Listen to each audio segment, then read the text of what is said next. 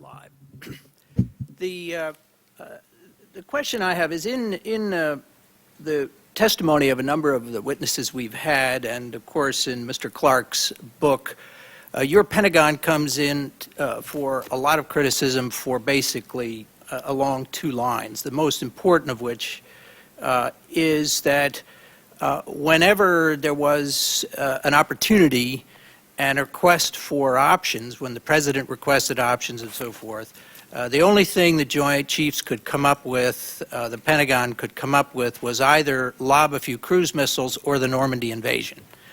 And I recall the debates over the creation of the Special Operations Command, in which I was initially skeptical and became a strong advocate, as you laid out the case very well for that legislation, which was to provide a president with something in between, a much more discriminating set of options between the kind of things that came out of the chiefs all those decades, which is either launch an alpha strike from the carriers, send in the 101 airborne, or carpet bomb with B-52s.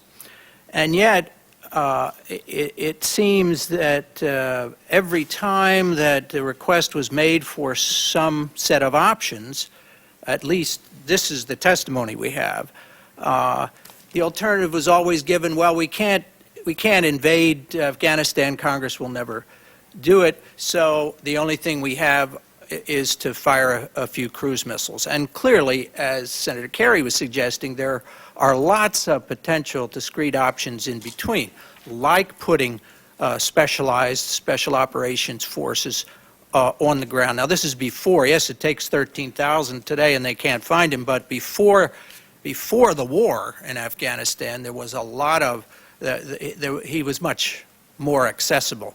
So there were options, but somehow the Special Operations Command either did not, because it was, as our staff pointed out, a supporting rather than a supported command, or because not much has changed after all these years with the new Operations Command, did not come up with discrete options.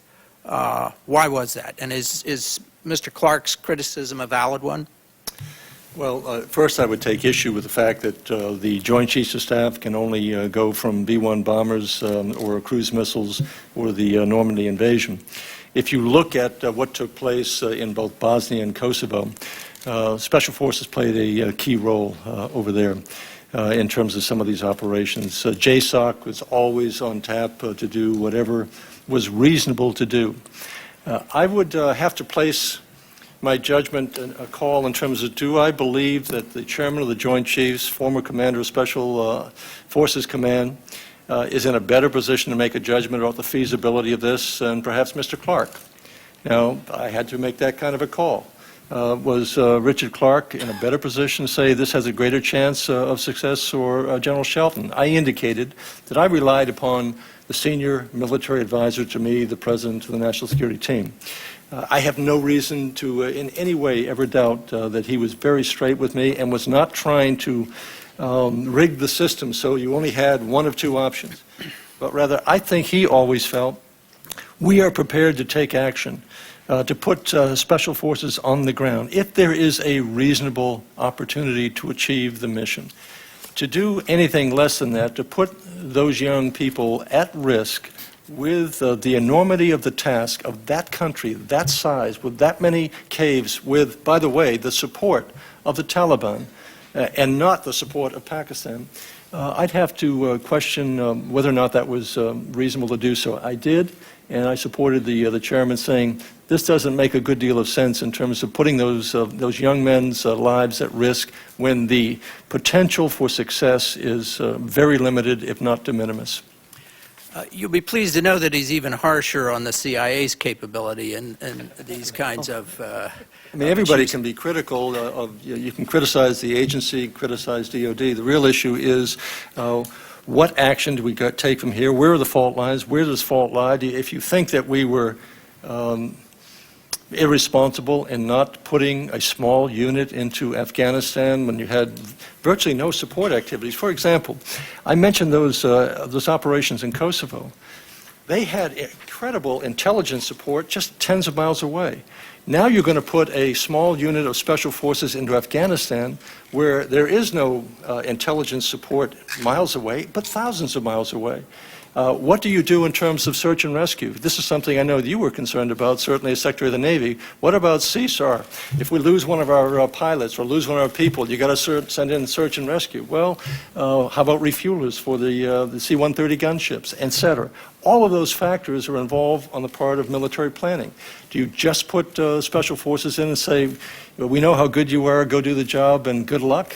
The answer is no. You try to make sure you protect them as much as you can and measure the probability of success against the risk that they are put at. That brings me to the point of these questions, really. Many witnesses have criticized CIA for really not having the capability for covert operations and special operations, and yet they've been called upon to do them. On the other hand, the Pentagon has been criticized because they don't want to do them. And so I guess the question that has arisen in our minds is perhaps there should be a straightforward assignment of the counterterrorism mission to SOCOM and not pretend that CIA can do it with civilians and not leave the Special Operations Command as just a supporting operation to the SINCs, who are not likely to have the kind of focus for doing this that SOCOM. What would you think of that kind of reform? Well, actually, I think that Secretary Rumsfeld may be in the process of recommending that. I think he may see the use of special forces in a way that achieves that kind of more centralized role than being a support element and being a more center player in terms of special forces designed to go out and kill or capture a number of the terrorist groups. I will also offer another comment, if I can, in this war on terror. It's my own personal judgment that the war on terror is, for the most part, not going to be won on the battlefield. I really believe that ultimately, aside from Iraq, which is a big aside, but aside from Iraq, I believe the war has to be waged by the sharing of information on almost a global basis. Again, I pointed in my opening statement that we're all at risk now. We have to start sharing information, and it's going to require good police work, sort of what the Brits did by knocking down the door and finding a group of people with ricin in their possession.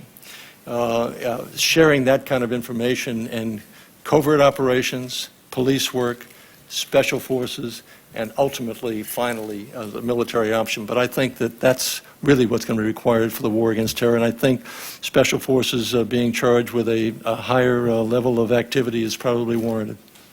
One final question.